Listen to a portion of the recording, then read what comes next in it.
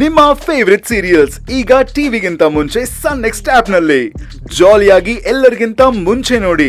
ಈಗಲೇ ಸನ್ next app download ಮಾಡಿ ಮತ್ತು ಸಬ್ಸ್ಕ್ರೈಬ್ ಮಾಡ್ಕೊಳ್ಳಿ.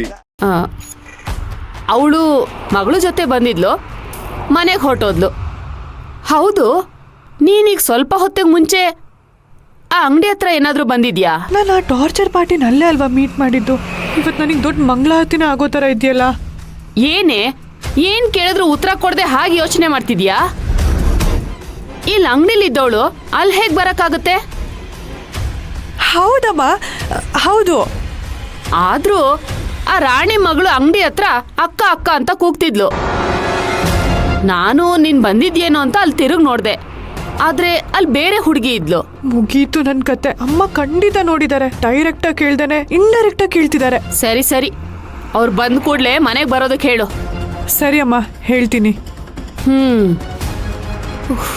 ಏನ್ ಬಿಸ್ಲೋ ಏನೋ, ಸಖತ್ ಶೆಕೆ ಆಗ್ತಿದೆ.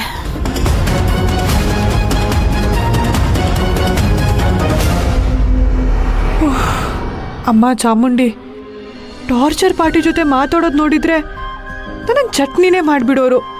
ಇನ್ಮೇಲೆ ಯಾವತ್ತೂ ಆ ಟಾರ್ಚರ್ ಪಾರ್ಟಿನ ಮೀಟೇ ಮಾಡಬಾರ್ದು.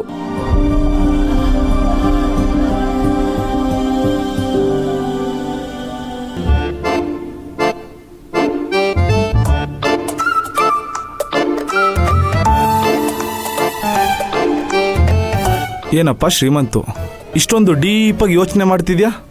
ಅಲ್ಲ, ನಾನೇ ಹೋಗಿ ಪಾದದ ಮಣ್ಣು ತರಬೇಕು ಅಂತ ಭಗವತಿ ಜ್ಯೋತಿಷ್ ಏನು ಹೇಳಿಲ್ವಲ್ಲ? ಅವ್ರು ಹೇಳೋದಿಲ್ಲ ಕಣೋ, ನಾವೇ ಅರ್ಥ ಮಾಡ್ಕೋಬೇಕು.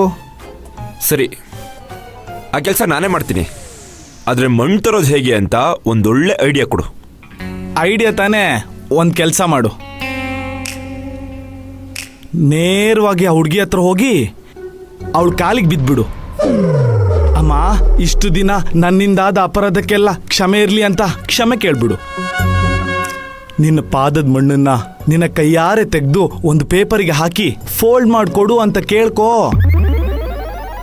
ಹೀಗೆ ಕೇಳ್ಕೊಂಡ್ರೆ ಎಂಥ ಕಲ್ಮನ್ಸ್ ಕೂಡ ಕರ್ಗಿ ನೀರಾಗಿ ನಿನ್ನ ಬೇಡಿಕೆಗೆ ಅಸ್ತು ಅಂದ್ಬಿಡ್ತವೆ. ಇನ್ನೊಂದ್ಸರಿ ಈ ಥರ ಕಿತ್ತೋದ ಐಡಿಯಾಗಳೆಲ್ಲ ಕೊಟ್ಬಿಟ್ರೆ ನೀನು ಫಾರಿಂಗೆ ಹೋಗ್ಬಾರ್ದು. ಹಂಗೆ ಸ್ಟ್ರಾಂಗ್ ಆಗಿ ಶಾಪ ಹಾಕ್ಬಿಡ್ತೀನಿ. ಅಯ್ಯೋ, ಆಮೇಲೆ ನೀನು ನನ್ನ ಪಾದದ ಮಣ್ಣು ತನ್ನ ತಲೆ ಮೇಲೆ ಸುರ್ಕೊಂಡ್ರು ಶಾಪ ಹೋಗ್ಬಾರ್ದು. ಹಂಗೆ ಮಾಡ್ಬಿಡ್ತೀನಿ. ಅಯ್ಯೋ ದೇವ್ರೆ, ವರ ಕೊಟ್ಟಿರೋ ಶಿವನ್ ತಲೆ ಮೇಲೆ ಕೈ ಇಟ್ಟಂಗೆ ಈ ನನ್ನ ಮಗ ನನ್ನ ತಲೆ ಮೇಲೆ ಕೈ ಇಡ್ತಿದ್ದಾನಲ್ಲಪ್ಪ.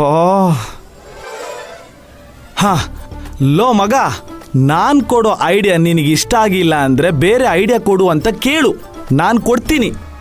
ಒಳ್ಳೆ ಐಡಿಯಾ ಕೊಡ್ತೀಯಾ? ಹಾ, ಕೊಡು.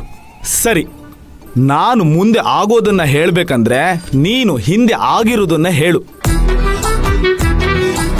ಖತಮ್, ಟಾಟಾ, ಗುಡ್ ಬಾಯ್.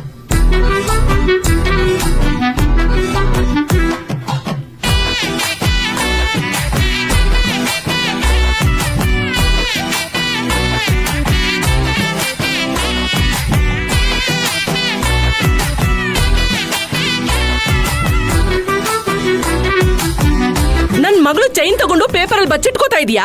ಇಷ್ಟಾಯ್ತು ಕಣ. ಶ್ರೀಮಂತ, ನೀನು ಹೇಳ್ತಿರೋದನ್ನೆಲ್ಲ ಕೇಳಿದ್ಮೇಲೆ ನನಗೊಂದು ಅನ್ನಿಸ್ತಿದೆ ಕಣೋ. ಏನು? ನೀನು ಆ ಹುಡುಗಿ ಹಾಕಿರೋ ಶಾಪದ ಪರಿಹಾರಕ್ಕೆ ಪ್ರಯತ್ನ ಪಡ್ದೆ ಇವಾಗ ಹೇಗಿದೆಯೋ ಹಾಗೆ ಇದ್ಬಿಡು.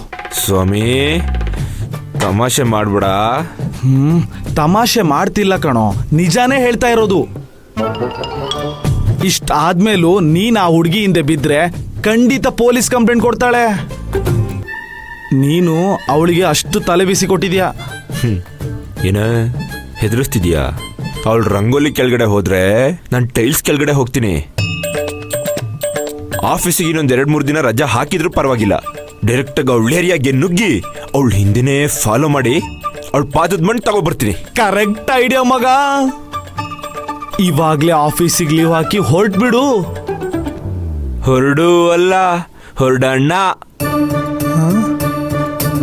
ಇಬ್ರು 2 ದಿನ ಲೀವ್ ಲೆಟರ್ ಕೊಟ್ಟು ಹೊರಡ್ತಾ ಇದೀವಿ ಅಷ್ಟೇ. ಲೋ ಶ್ರೀಮಂತ, ಇಲ್ಲಿ ನಿನ್ ಕೆಲ್ಸನೂ ನಾನೇ ಮಾಡ್ತಿದ್ದೀನಿ ಕಣೋ. ಈಗ ಇಬ್ರು ರಜಾಕ್ ಹೋಗ್ಬಿಟ್ರೆ ನಮ್ಮನ್ ಕೆಲ್ಸದಿಂದ ಕಿತ್ತಾಕ್ಬಿಡ್ತಾರ ಕಣೋ.